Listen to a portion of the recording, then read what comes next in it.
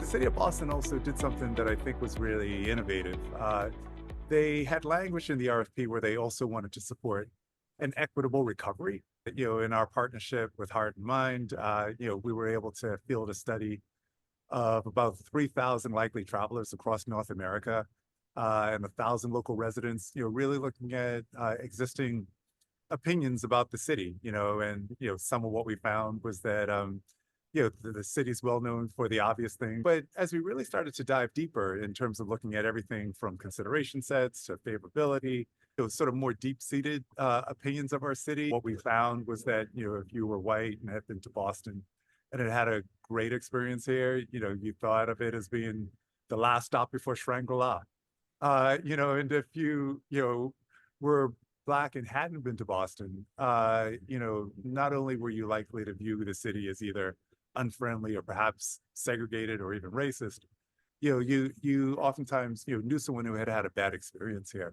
Went back, to those audiences and said, if you understood that, contemporary Boston now speaks 140 languages, this is a majority people of color city, or that it's got a really vibrant LGBTQ plus community, or women-owned businesses are doing very well here. Artists are doing well here.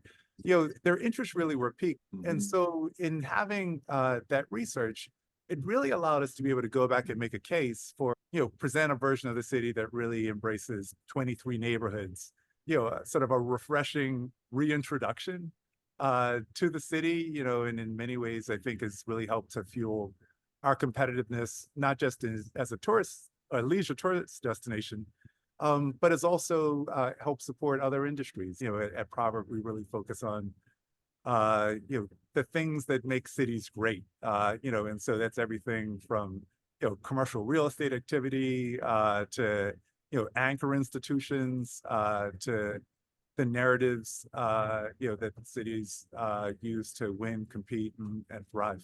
Powerful brands are always fueled by powerful ideas. And oftentimes, as you're socializing something that really does feel disruptive in some way, that you really need to look at how you can bring people along. And so the data story that you tell, can be enormously helpful, particularly in a situation like this, where you've got a large, complicated mission, you've got multiple stakeholders, and everyone wants to win and succeed. And so, I've found that the data story can really be quite helpful. This is a city that really is fueled by ideas, and an innovation-led economy. And, oftentimes, the audiences that you need to attract, aren't just already here. In some cases, they're coming from other parts of the country or other parts of the world. And so, this type of a message, of being welcoming, is really something that can help support many different types of activity. I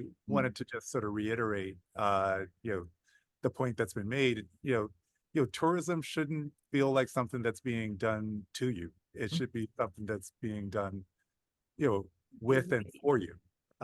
People need to be able to see themselves in it. One of the macro trends that is just this desire for authenticity and a desire for being able to immerse yourself, in a community, and the fastest way to unlock some of that is oftentimes through a destination's people.